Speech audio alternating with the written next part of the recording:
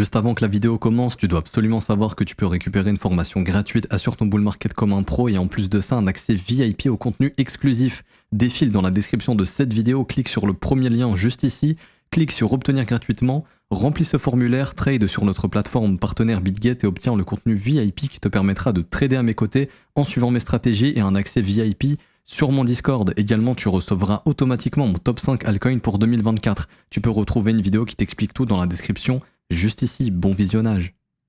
Bonjour à tous, j'espère que vous allez bien. On se retrouve pour le brief du lundi 8 janvier 2024. On se fera un petit point sur le Bitcoin, Ethereum également. Et vous avez choisi en commentaire le LDO qu'on va analyser aujourd'hui. Du coup, je remets en jeu IOTX ou IOTEX contre AVAX. Donc c'est vous qui choisissez entre les deux, donc soit IOTX en commentaire ou AVAX pour qu'on fasse une petite update entre les deux. Et aussi n'hésitez pas à me proposer des assets que je puisse analyser dans les prochains briefs. Et également je vous ai sorti le versus Solana contre Ethereum samedi matin.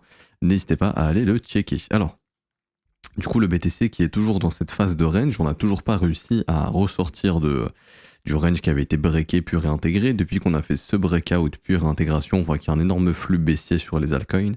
Très généralement, quand Bitcoin consolide et que les alts dump, c'est un environnement qui est plutôt baissier pour le marché, parce que là, en fait, on voit actuellement la Bitcoin dominance qui augmente, la capitalisation totale du marché qui baisse ici. Ça veut dire quoi? C'est-à-dire que l'argent sort du marché, et que l'argent sort beaucoup plus des altcoins que du Bitcoin. Donc en fait, on a justement un retracement sur les alts qui ont pas mal poussé et qui sont en train de retracer actuellement, où on voit le total 3 ici, donc la capitalisation des alts qui avait extrêmement poussé au nord pendant que Bitcoin consolidait. Et là, on voit qu'il y a le retracement qui se met en place. Et généralement, quand tu as un Bitcoin qui range avec des altcoins qui baissent, c'est annonciateur potentiellement d'une reprise baissière ou carrément peut-être d'une cassure baissière de ce range. Après, personnellement, j'oublie pas qu'on a les ETF extrêmement bullish, je pense, au moment de l'approbation. Je pense que tout le monde attend ça. Comme je le dis depuis plusieurs semaines, je pense que quand on va avoir approbation ETF, on risque d'avoir une grosse bougie comme ça qui vient défoncer tous les stops des vendeurs et tous les shorts. En fait, il va se passer quoi? Tous ceux qui sont shorts vont voir l'approbation, vont voir que ça pump, vont clôturer leurs shorts et tout le monde va acheter. Donc en fait, il va se passer qu'on aura très très peu de contreparties vendeuses dans un premier temps. Donc en fait, les shorts vont se fermer, ok, les longues vont s'ouvrir, les gens vont acheter sur le spot, donc on va avoir que de la demande en fait, un énorme flux de demande qui va arriver comme ça sur le marché d'un coup. On va avoir un gros déséquilibre, et qui dit déséquilibre dit création d'imbalance, c'est quelle création de mouvements puissants, un peu comme ici. Par la suite, bien évidemment, que il est probable d'avoir du sell de news par la suite, c'est-à-dire un mouvement correctif. Maintenant, graphiquement, personnellement, je pense fondamentalement que les ETF doivent être acceptés d'ici maximum mercredi 10 janvier. Je crois que c'est la dernière deadline, de 21 shares. Donc je pense que s'il y a une approbation ou un rejet, on va le savoir avant le mercredi 10 janvier, donc d'ici 48 heures.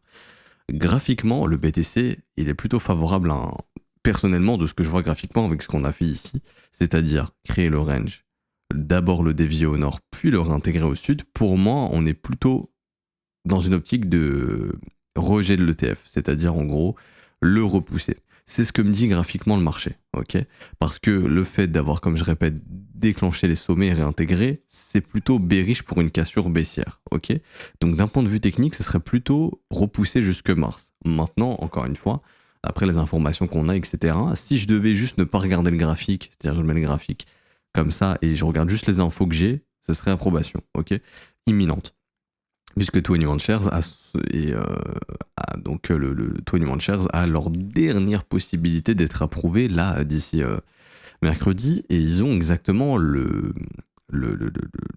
comment dirais-je, ils ont le même dossier que BlackRock. Donc si 21 shares n'est pas accepté maintenant, c'est que la SEC n'est toujours pas satisfait également du projet de BlackRock, ok, enfin, du dossier de BlackRock et du dossier des autres. Donc en fait, ça diminuera peut-être même les chances d'approbation finale.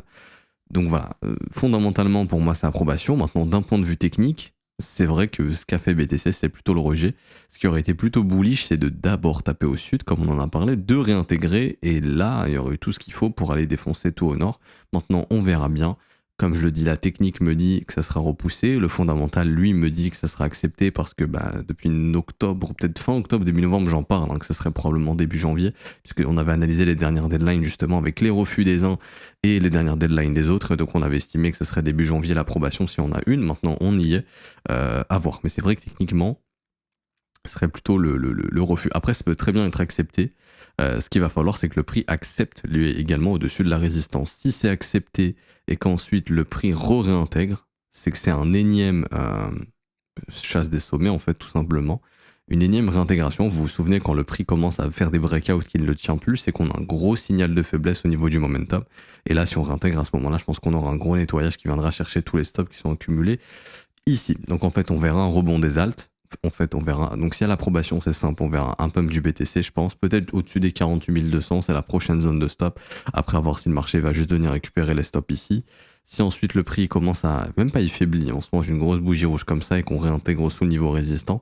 Perso, je pense que là, ça va nous ramener dans un mouvement beaucoup plus correctif sous les 39 000 $, et donc à ce moment-là, les alts, elles vont saigner. Donc les alts vont rebondir, parce que là, elles ressemblent à ça, lui, le Bitcoin, il va faire ça, ensuite, s'il fait ça, les altcoins, elles vont faire tac, comme ça, et elles vont se faire encore plus défoncer à ce moment-là. Donc grosse vigilance. En revanche, si ça breakout, donc le prix réintègre pas ici, je pense qu'on a vraiment de l'upside et qu'on peut aller au-dessus des 48 200 facile, et pourquoi pas se diriger dans la zone des 50 000, 53 000 $.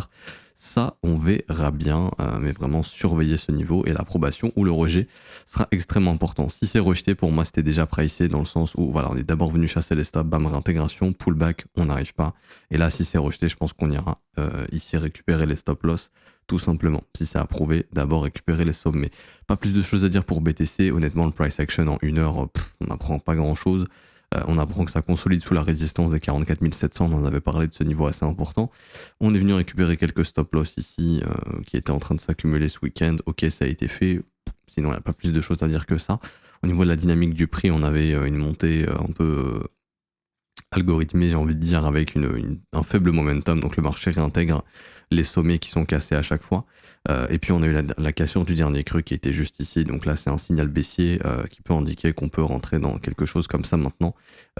Pourquoi pas revisiter peut-être la zone de rechargement par exemple, qui serait un objectif à venir déclencher peut-être avant l'approbation, qui sait, ou le rejet. On peut pas savoir, encore une fois, on est dans un événement qui va arriver très bientôt. Pour moi, la pire chose actuellement, c'est d'être positionné dans un mouvement directionnel. On peut être exposé en spot, on peut être hedge, on peut avoir du BTC en spot, on peut avoir un short qui couvre le spot, on peut avoir vendu du BTC, etc.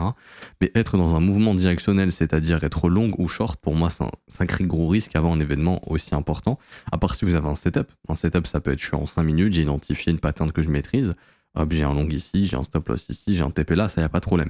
Mais si vous visez le prochain mouvement directionnel, le prochain mouvement par exemple, si vous êtes short et que vous visez le prochain mouvement baissier comme ça, bon, d'un point de vue technique, c'est vrai que c'est intéressant puisque tant qu'on réintègre pas la résistance, vous avez une invalidation cool.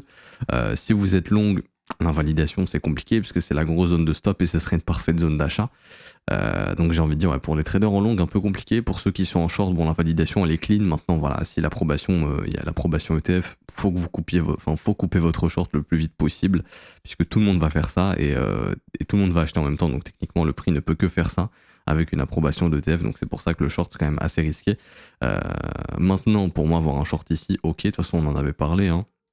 C'est un setup classique, c'est-à-dire il n'y a pas plus classique que ça, déviation, réintégration, on peut rentrer en short, invalidation juste ici, et on va chercher le TP dans la borne opposée sans problème, ok.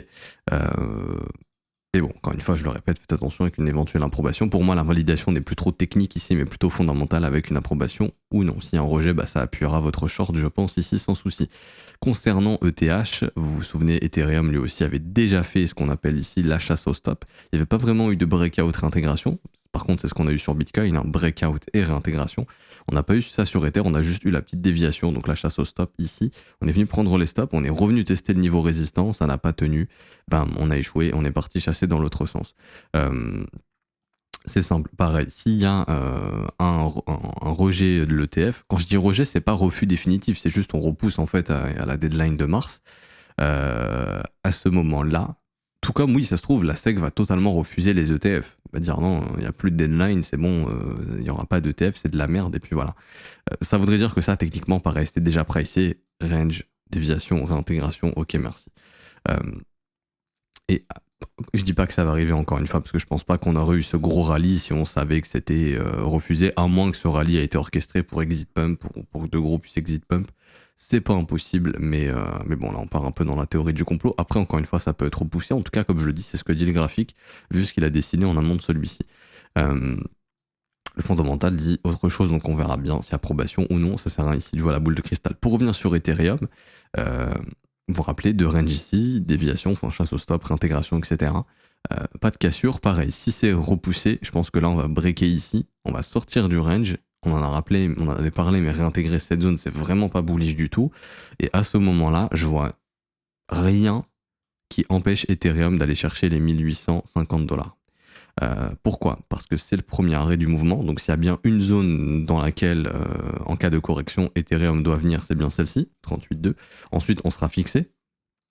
Par exemple, refus, grosse correction, 38.2 est maintenu, ok, on repart en amont peut-être d'une approbation de Bitcoin en mars, et peut-être dans la foulée de Ethereum entre mars et mai. Donc ça serait l'excellent buy de dip. Pour moi, 38.2, faut se positionner ici, hein, avec une invalidation si on casse le niveau clairement, parce qu'il n'y aura pas, en fait, si on dip, et que ETH casse pas 38.2, pour moi, il n'y aura pas de dip plus profond que ça. Et on aura une autre correction, et je pense qu'on aura un rallye en amont de l'ETF, qui sera peut-être approuvé d'ici mars pour Bitcoin, et d'ici mars, avril, mai pour Ethereum. Donc ouais, si refus aujourd'hui ou demain ou mercredi de l'ETF Bitcoin, enfin rejet, on repousse, je pense qu'on va casser. Et on va venir chasser les stops ici en daily, c'est la prochaine zone à venir déclencher tout simplement. Les stops ont déjà été pris ici, si ça casse vraiment, pour moi la prochaine zone, c'est les stops sous ces creux, et comme par hasard ça correspond à 38.2. Si c'est approuvé, attendez-vous à ce qu'on break probablement le range, ou qu'on revienne retester, et après à ce moment-là, si Bitcoin redump et que ça casse pas sur Ether, c'est que c'est bon, top is in, voilà, le marché va échouer encore, et on aura une cassure définitive dans l'autre sens. Et à ce moment-là, peut-être même pas de TF pour Ethereum. Je trouve les insiders savent que ce ne sera pas accepté pour Ether. Et un dip, enfin reprise d'une tendance baissière sur Bitcoin et reprise d'une tendance baissière sur Ethereum. Ça, c'est voilà, vraiment si c'est approuvé que malgré l'approbation, il ne se passe rien. Au niveau des sentiments, on avait un sentiment qui était assez bullish. Attendez, où est-ce que j'ai ça ? On avait un sentiment qui était très bullish, je le voyais au niveau des spreads ici, jusqu'à peu près début janvier où on avait des spreads très élevés, donc là les spreads ont énormément augmenté sur ce breakout. Ensuite on a réintégré, on a eu un nettoyage, et là les spreads sont négatifs et sont en train de partir au sud, c'est-à-dire que là vraiment le sentiment il commence à devenir pessimiste sur BTC. Déjà on n'y croit pas trop en fait, donc ce serait le meilleur moment pour avoir l'approbation. Là, voyez, il y a tous les futurs stops et liquidations ici, 45 500, 47 500, et en cas d'approbation, je pense vraiment qu'on va atteindre cette zone et qu'on va liquider tous les shorts qui attendent dans cette zone de prix. Après, encore une fois, tant que ça réintègre pas, pour moi c'est bullish. Si à l'approbation, que le prix vient ici et qu'il ne réintègre pas, on pense bullish à ce moment-là, et Ethereum cassera aussi. Si c'est refusé, enfin si c'est repoussé, voilà, attendez-vous à un breakout. Pas plus de choses à dire pour ETH, on avait vu en horaire. La zone intéressante, c'était la zone de pullback, c'était également la zone de rechargement, c'était également cette zone de stop. Pour moi, il fallait attendre que le marché chasse ses stops ici. On est venu chasser ces stop loss là. Ok, c'est fait. Idéalement, ce serait justement avoir le retest du support. Il y a moyen de prendre une petite exposition longue ici. Invalidation si les ETF sont repoussés, parce que je pense que ça cassera. En revanche, si ETH arrive à atteindre cette zone ici de rechargement en venant pullback, la zone de support qu'on a déviée ici puis réintégrée, pour moi, il y a un excellent long ici à prendre. Hop, invalidation au niveau de cette mèche par exemple, ou invalidation simplement purement fondamentale. Si l'ETF est repoussé, pour moi, il faut invalider direct, puisque je pense qu'on ira chasser le plus bas automatiquement. Si c'est approuvé, je pense pas qu'on ira plus bas, et je pense qu'on ira chercher assez facilement les stops opposés, ou au moins les stops d'ici. Donc déjà, là, il y a un 2,9 de risk reward très intéressant, et là, il y a un 5,64 très intéressant aussi, et ce sera de venir chasser les plus hauts, tout simplement. Voilà, pas plus de choses à dire pour ETH. On peut passer et terminer avec, du coup, le LDO. Alors, LDO, je vais dire, regarder si je peux avoir tout le fondamental ou pas. Enfin, pardon, toute la charte. Alors, ChartCoin Trader Pro, on va taper LDO ici. USD, USD, USD. Tac, CoinMarketCap, ok. Ok, 2,85, c'est bien lui. ici de 81. Ok, ça m'a l'air d'être lui. On est bon parce que des fois le ticker peut être mauvais. Ok, donc là j'ai plus d'historique. Donc on a un marché qui a eu une première phase haussière. Bon, c'était de mars pendant la grosse euphorie jusque août à peu près. Après, on a le gros mouvement correctif. On a bottom en juin 2022. Beaucoup d'alts ont bottom en juin 2022 et pas en novembre 2022 comme Bitcoin. Hein. La Bitcoin était à 15 000, la Bitcoin était à 20 000. Donc on a formé un creux ascendant face au Bitcoin. Donc c'est un peu une divergence haussière, hein, si on veut, comme si on avait le RSI. Si on compare LDO au Bitcoin, Bitcoin lui il avait fait ça. Ici, tac, bam, le truc FTX ici, et lui en fait LDO, il a fait le creux ascendant, il n'est pas venu récupérer les plus bas. Donc déjà, c'était un signe de force ici face au Bitcoin. Maintenant, ce qu'on voit tout simplement, c'est du range, ok. Ça veut dire que le marché, il est bloqué entre cette borne haute et cette borne basse. Le marché est en train de venir récupérer les stops, essaye de breaker, il n'y arrive pas. Donc tant qu'on n'arrive pas à breaker, on n'aura pas d'accélération sur le mouvement haussier. C'est-à-dire que LDO, il va rester ici au niveau de sa résistance, et il fera pas grand-chose de plus, ok. Tout simplement. En revanche, si on arrive à breaker, là, il faudra s'attendre à une accélération du prix puisque, vous vous rappelez, dans la formation gratuite, vous apprenez les 3 types de cycles. Cycle haussier, cycle baissier, cycle de transition qui précède un cycle de hausse. Donc là, on est dans le cycle de transition. Si on casse maintenant, on peut redébuter un cycle haussier et je pense aller chercher un ATH au-dessus des 7,20$. Okay, si on voit le graphique ici avec un peu moins d'historique, on voit tout simplement qu'on a un marché qui est en train de faire des W dans des W et qu'il attend qu'une chose, c'est que ça break pour accélérer. Ici, là, hop, et partir dans un mouvement beaucoup plus haussier, puisque là le marché est en train de faire les W, on attend une accélération. Mais pour ça, il faut breaker la ligne de coup, donc que ce soit ce niveau et ce niveau, donc casser la résistance que je vous ai montré, on n'y arrive pas pour le moment. On pourrait y arriver plus tard. En revanche, si on n'y arrive définitivement pas, ce qu'a fait le prix ici, c'est récupérer les sommets, donc ici on a notre sommet, ça a été récupéré ici, ça a été récupéré ici. Ok, si ça break pas, à ce moment-là, le dernier creux il est là, ok. Donc, première possibilité, c'est juste retracement zone de rechargement de ce creux. Donc là, je prends mon petit fib et je vous invite à faire de même. Vous prenez le plus bas, donc là je mets l'aimant, on prend le plus haut et on localise du coup la zone de rechargement qui sera notre zone de dip. C'est-à-dire que grosso modo, on formera un creux ascendant encore ici. Donc là, dans la zone de rechargement, tac, on va mettre ça en vert ici, on retire ça. Ok, donc ça veut dire grosso modo, ok, bon, si jamais il y a une correction sur le marché, je pense qu'il va venir ici, on va récupérer le creux d'ici, peut-être même ici, cette zone-là, et on viendra probablement faire un creux ascendant ici. Et cette fois-ci, pourquoi pas aller breaker, continuer justement de faire ces W dans ces W, ce qui est assez bullish. En revanche, s'il y a un mouvement correctif sur le prix, qu'on vient dans ces zones de rechargement, et que le marché n'arrive pas à trouver de la force, ce qui pourrait totalement arriver, à ce moment-là, on a tous les stop-loss qui sont sous ce creux, ok. Donc ça deviendra une zone à venir chercher, et donc en fait, ça nous indiquera tout simplement que le marché a échoué dans le haut du range et qu'il va venir dans le bas du range. Parce que, encore une fois, je change de graphique, mais n'oubliez pas que ça, c'est du range, et que tout simplement, ici, voilà, si je vous mets ça comme ça, je mets mon template de range, tac, haut du range, on n'a pas réussi à breaker, on revient mid-range, donc ça correspond à la zone de rechargement de ce mouvement qu'on a vu. Donc entre eux, je vous donne les prix, entre 1,89$ et 2,22$. Si cette zone ça tient pas, à ce moment-là, il y a des stops ici et des stops ici, et donc il y a de grandes chances que le marché il revienne tout simplement chasser les stop-loss de cette zone et qu'on revienne dans le bas range. Donc à ce moment-là, au niveau des 78 centimes. Ok. Mais au niveau de cette zone d'imbalance, pourquoi pas avant, donc 1,30$, et puis si ça tient pas, chasser les stops en dessous des 78 centimes et revenir dans le bas du range.